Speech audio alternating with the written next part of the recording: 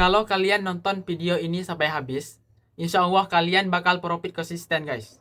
Nah, kali ini saya akan membahas dua hal terpenting yang sering diabaikan trader pemula, yaitu cara mengendalikan emosi dan money management yang baik guys.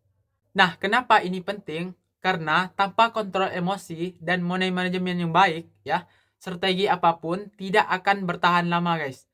Nah, jadi kalau teman-teman mau jadi trader yang konsisten profit ya, video ini cocok buat kalian tonton sampai habis guys.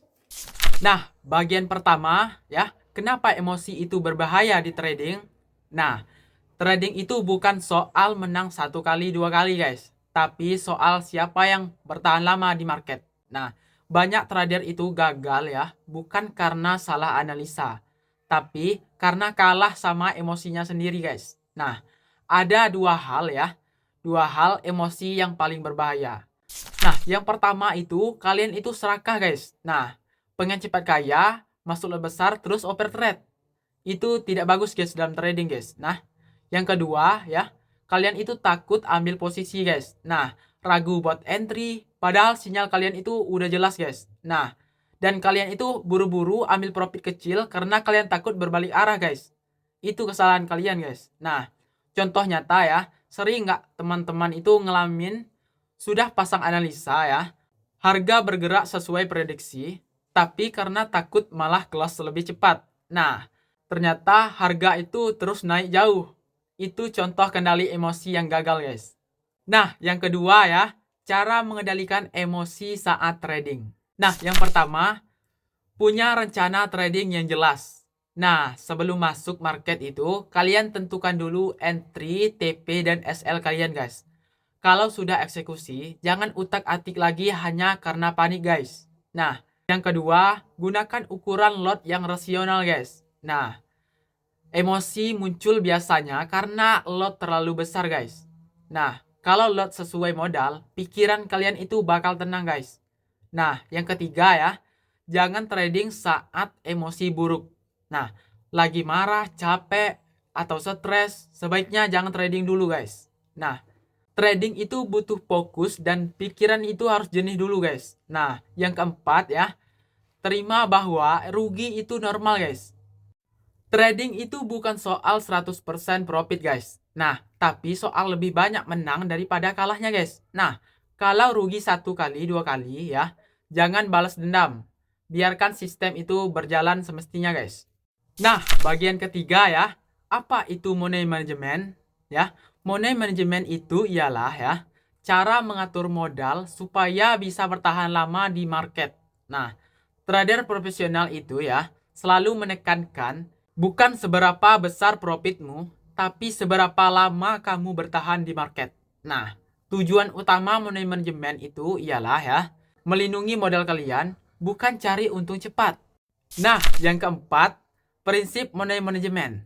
Nah, yang pertama, batasi risiko per transaksi, guys. Nah, rekomendasi ya dari Mamang, kalian itu maksimal 1% dari modal, guys. Nah, contoh, kalian punya modal 200 USD ya. Resikonya itu minimal ya, $4 per posisi, guys. Nah, yang kedua, gunakan rasio ya, risk to reward ya. Jangan ambil trade kalau TP lebih kecil daripada SL, guys. Nah, minimal risk rewardnya 1:2 aja guys. Artinya kalau rugi $5 ya, target profit itu harus $10. Nah, yang ketiga ya, jangan overtrade guys. Nah, maksimal 2-3 posisi per hari aja guys. Nah, ingat ya, makin sering entry bukan berarti makin cepat kaya guys. Nah, kalian itu harus paham resikonya juga guys. Nah, yang keempat ya, pisahkan modal untuk trading. Kalian itu jangan campur modal trading dengan uang kebutuhan sehari-hari guys. Nah, trading itu bisnis beresiko guys. Jadi modalnya itu harus uang dingin. Nah, yang kelima, contoh simulasi money management. Nah, misalnya punya modal 200 USD. Aturan resiko itu 2% aja guys per trade.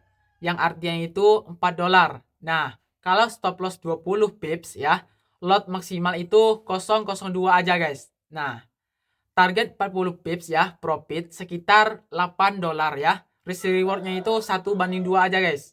Nah, jadi walaupun kalah 3 kali berturut-turut ya, modal masih aman guys. Nah, tapi kalau sekali menang dengan sistem benar, kerugian bisa tertutup guys. Nah, bagian keenam, cara menggabungkan emosi dan money management. Kalau emosi terkendali, kita bisa disiplin jalankan money managementnya guys. Nah, kalau money management diterapkan ya, otomatis emosi lebih tenang guys. Nah, karena risiko itu sudah dihitung. Nah, intinya emosi dan money management itu saling menguatkan guys.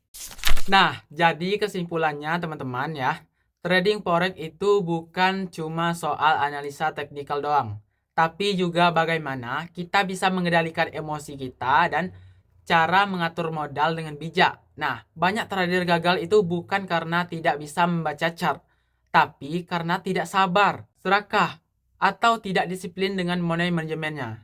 Nah, mulai sekarang ya, coba terapkan. Nah, tentukan risiko sebelum entry.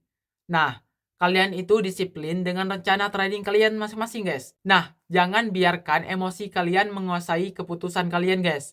Kalau video ini bermanfaat ya, jangan lupa tekan like, subscribe, dan aktifkan lonceng notifikasinya ya, biar tidak ketinggalan video berikutnya. Nah, tuliskan di kolom komentar kalau ada pengalaman atau pertanyaan tentang emosi dan money management ya. Nanti saya jawab satu persatu. Terima kasih sudah menonton ya. Semoga profit konsisten selalu menyertai kita semua.